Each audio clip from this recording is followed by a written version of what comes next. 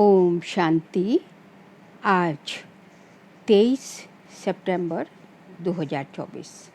आज के ईश्वरीय महावाक्यों में हमारे परमपिता परमात्मा शिव कहते हैं, मीठे बच्चे, अंदर में दिन रात बाबा बाबा चलता रहे तो अपार खुशी रहेगी। अंदर में दिन रात बाबा बाबा चलता रहे तो अपार खुशी रहेगी। बुद्धि में रहेगा बाबा हमें कुबेर का खजाना देने आए हैं। आज का प्रश्न है, बाबा किन बच्चों को ऑनेस्ट फूल कहते हैं, ईमानदार फूल? उनकी निशानी सुनाओ। उत्तर है, ऑनेस्ट फूल वह हैं जो कभी भी माया के वश नहीं होते, माया की खिटपिट में नहीं आते। ऐसे ऑनेस्ट फूल लास्ट में आते भी फास्ट जाने का पुरुषार्थ करते हैं। वह पुरानों से भी आगे जाने का लक्ष्य रखते हैं। अपने अवगुणों को निकालने के पुरुषार्थ में रहते हैं, दूसरों के अवगुणों को नहीं देखते। ओम शांति। शिव भगवान उवाच, वह हुआ रूहानी बाप, क्योंकि शिव तो सुप्रीम रूह है ना, आत्मा है ना। बाप तो रोज रोज नई नई बातें समझाते रहते हैं। गीता सुनाने वाले सन्यासी आदि बहुत हैं, वह बाप को याद कर न सके।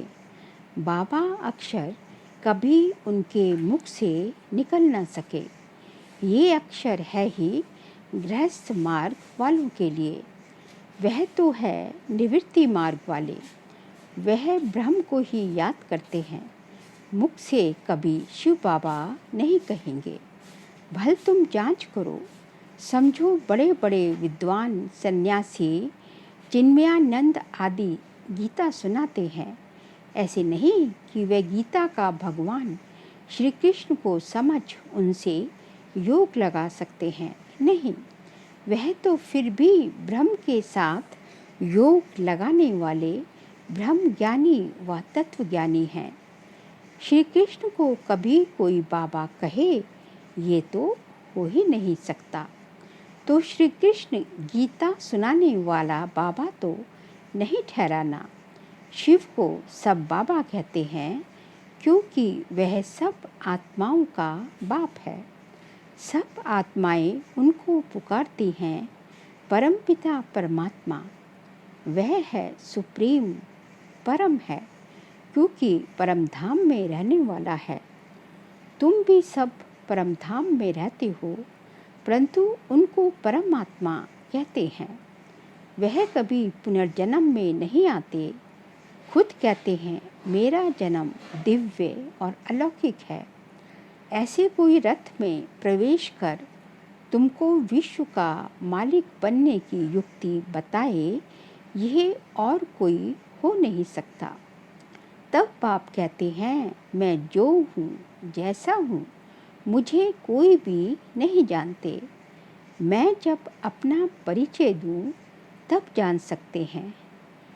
ये ब्रह्म को अथवा तत्वों को मानने वाले श्री कृष्ण को फिर अपना बाप कैसे मानेंगे? आत्माएं तो सब बच्चे ठहरे ना, श्री कृष्ण को सब पिता कैसे कहेंगे?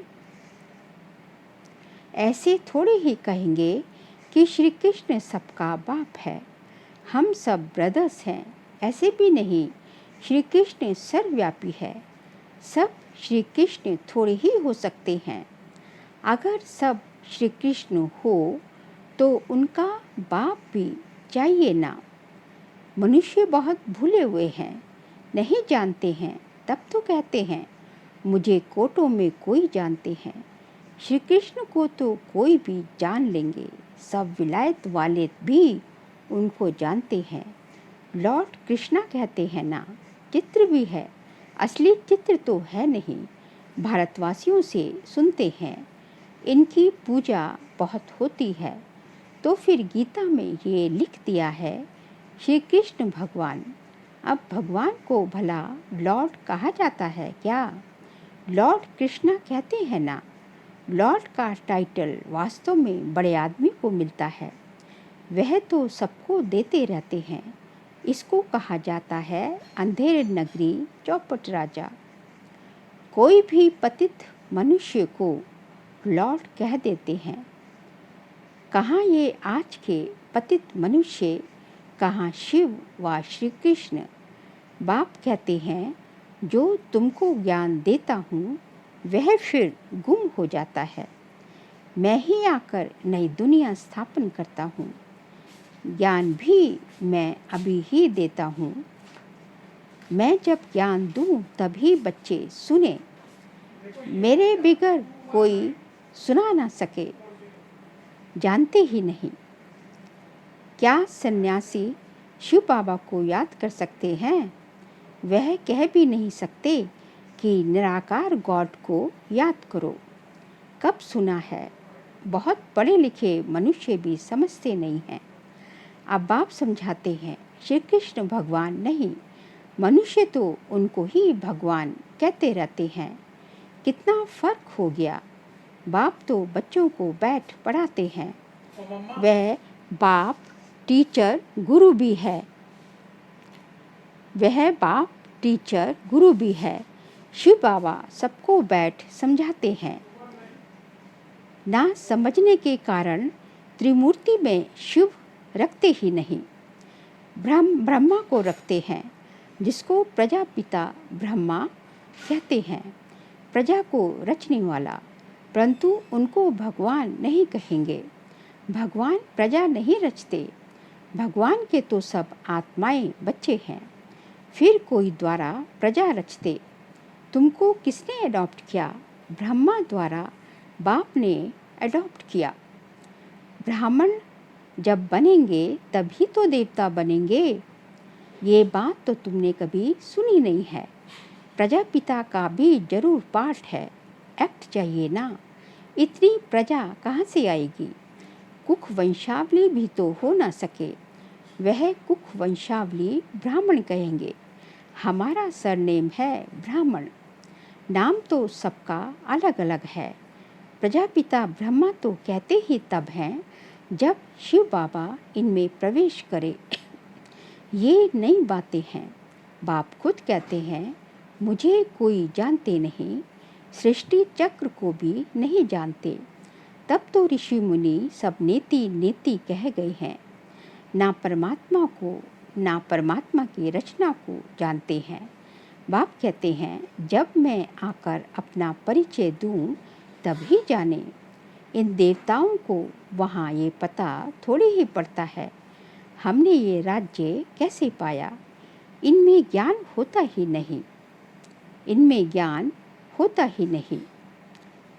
ये बड़ी जहर पद पा लिया फिर ज्ञान की दरकार नहीं।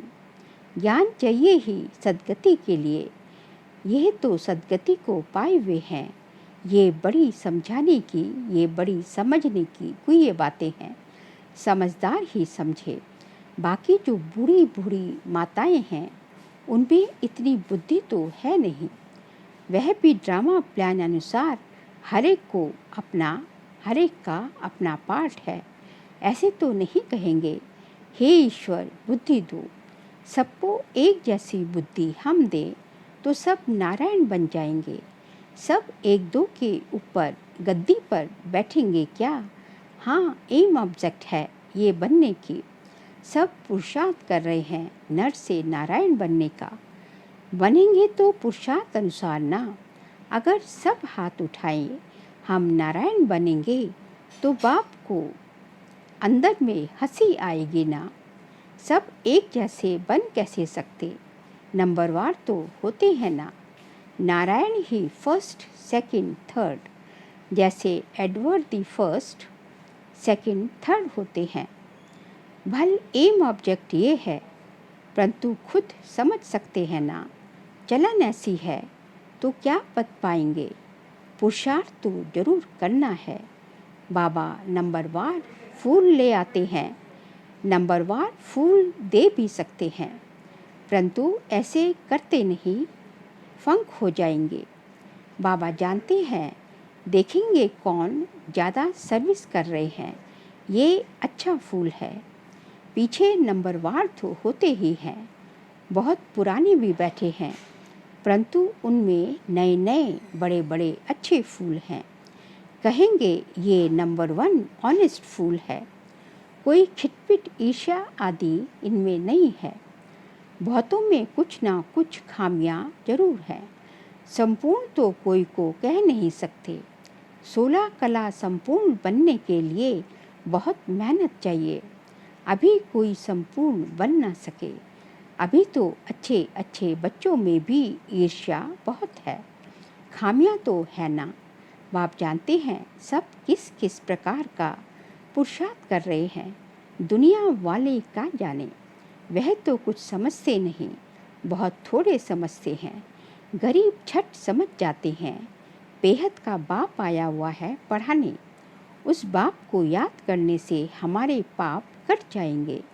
हम बाप के पास आए हैं, बाबा से नई दुनिया का वर्षा जरूर मिलेगा। नंबरवार तो होते ही हैं, 100 से लेकर 1 नंबर तक। परंतु बाप को जान लिया, थोड़ा भी सुना तो स्वर्ग में जरूर आएंगे। 21 जन्मों के लिए स्वर्ग में आना कोई कम है क्या? ऐसे तो नहीं। कोई मरता है तो कहेंगे 21 जन्म के लिए स्वर्ग में गया। स्वर्ग है ही कहाँ? कितनी मिसअंडरस्टैंडिंग करती है। बड़े बड़े अच्छे लोग भी कहते हैं फलाना स्वर्ग पधारा। स्वर्ग कहते किसको हैं? अर्थ कुछ भी नहीं समझते। ये सिर्फ तुम ही जानते हो तुम भी मनुष्य, परंतु तुम ब्राह्मण बने हो। अपने को ब्राह्मण ही कहलाते हो। तुम ब्राह्मणों का एक बाप दादा है। तो सन्यासियों से भी तुम पूछ सकते हो कि ये जो महावाक्य व भगवान वाच है कि देह सहित देह के सब धर्म छोड़ मामेकम याद करो, क्या यह श्री कृष्ण कहते हैं कि मामेकम याद करो? तुम श्री कृष्ण को याद करते हो क्या? कभी नहीं हाँ कहेंगे, कभी नहीं हाँ कहेंगे कि हम श्री कृष्ण को याद करते, ये कभी नहीं कहेंगे। वहाँ ही प्रसिद्ध हो जाए, परंतु बेचारी अबलाई जाती हैं कि वह क्या जाने। वह अपने फॉलोअर्स के आगे क्रोधित हो जाते हैं। दुर्वासा का नाम भी है ना, उनमें अहंकार बहुत रहता है। फॉलोअर्स हैं ढेर, भक्ति का राज्य है ना, उनसे पूछने की कोई में ताकत नहीं रहती। नहीं तो उनको कह सकते हैं तुम तो शिव बाबा की पूजा करते हो, अब भगवान किसको कहेंगे? क्या ठिक्कर बित्तर में भगवान है? आगे चल इन सब बातों को समझेंगे। अभी नशा कितना है सभी पुजारी पूज्य नहीं कहेंगे। बाप कहते हैं मेरे को विरला कोई जानता है। मैं जो हूँ जैसा हूँ, तुम बच्चों में भी विरले कोई एक्यूरेट जानते हैं। उनको अंदर में बहुत खुशी रहती है। ये तो समझते हैं ना, बाबा ही हमको स्वर्ग की बादशाही देते हैं, कुबेर के खजाने मिलते हैं। अल्लाह अवलदीन का भी खेल दिखाते हैं ना, ठका करने से खजाना निकल आया। बहुत खेल दिखाते हैं। खुदा दोस्त बादशाह क्या करते थे, उस पर भी कहानी है। पुल पर जो आता था उनको एक दिन की रजाई दे रवाना कर देता था। ये सब है कहानियाँ। अभी बाप समझाते हैं खुदा तुम बच्चों का दोस्त है। इनमें प्रवेश कर तुम्हारे साथ खाते पीते हैं, खेलते भी हैं। शिव बाबा का और ब्रह्मा बाबा का रथ एक ही है, तो जरूर शिव बाबा भी खेल तो सकते होंगे ना। बाप को याद कर खेलते हैं तो दोनों इसमें हैं। है तो दो ना, बाप और दादा, परंतु कोई भी समझते नहीं। कहते हैं रथ पर आए तो वह फिर घोड़े गाड़ी का रथ बना दिया है। ऐसे भी नहीं कहेंगे श्री कृष्ण में शिव बाबा बैठ ज्ञान देते हैं। वह फिर कह देते हैं श्री कृष्ण भगवान उवाच, ऐसे तो नहीं कहते। ब्रह्मा भगवान उवाच, नहीं, ये है रथ। शिव भगवान उवाच कहा जाता है। बाप बैठ तुम बच्चों को अपना और रचना के आदि मध्य अंत का परिचय देते हैं और ड्यूरेशन भी बताते हैं कि ये चक्र 5000 वर्षों का है। जो बात कोई भी नहीं जानते, सेंसिबल जो होंगे वह बुद्धि से काम लेंगे। सन्यासियों को तो सन्यास करना है, तुम भी शरीर सहित सब कुछ सन्यास करते हो। जानते हो ये पुरानी खाल है, हमको तो अब नई दुनिया में जाना है। हम आत्मा यहाँ की रहने वाली नहीं है, यहाँ पाठ बजाने आए हैं। हम रहवासी परम धाम के हैं। ये भी तुम बच्चे जानते हो, वहाँ निराकारी झाड़ कैसा है। सभी आत्माएं वहाँ रहती है, कहाँ, परम धाम में। ये अनादि ड्रामा बना हुआ है। कितने करोड़ों जीव आत्माएं हैं, इतने सब कहाँ रहते हैं निराकारी दुनिया में। बाकी ये सितारे तो आत्मा नहीं है। मनुष्यों ने तो इन सितारों को भी देवता कह दिया, ये तो नक्षत्र हैं, परंतु वह कोई देवता है नहीं। ज्ञान सूर्य तो हम शिव बाबा को कहेंगे, तो उनको फिर देवता थोड़े ही कहेंगे। शास्त्रों में तो क्या क्या बातें लिखती हैं। ये सब हैं भक्ति मार्ग की सामग्री, जिससे तुम नीचे ही गिरते हुए आए हो। 84 जन्म लेंगे तो जरूर नीचे उतरेंगे ना। अभी ये है आयरन एजिड दुनिया। सतयुग को कहा जाता है गोल्डन एजिड दुनिया। वहाँ कौन रहते थे? वहाँ देवी देवता रहते थे। वह कहाँ गए ये किसको भी पता नहीं। समझते भी हैं कि पुनर्जन्म लेते हैं।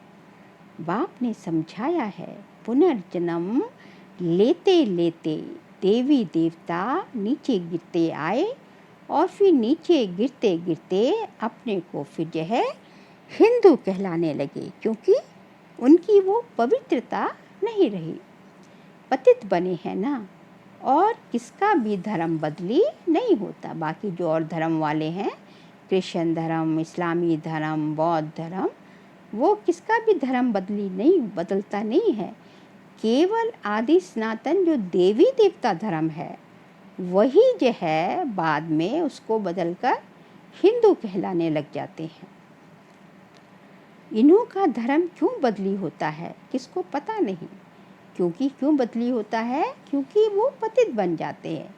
जो सतयुग त्रेता में पावन थे, कंचन काया थी, वो फिर द्वापर से वाम मार्ग में जाते हैं, विकारों में जाते हैं, तो पतित बन जाते हैं।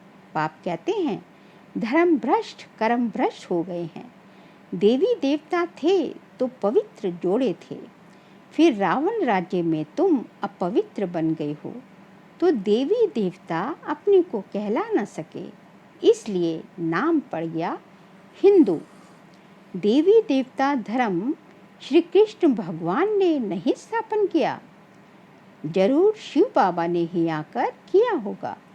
शिव जयंती शिवरात्रि भी मनाई जाती है, परंतु उसने क्या आकर किया ये किसको भी पता नहीं है।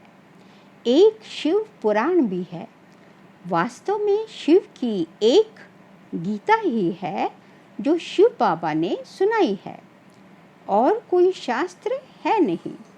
तुम कोई भी हिंसा नहीं करते थे, तुम्हारा कोई शास्त्र तो बनता नहीं। तुम नई दुनिया में चले जाते हो।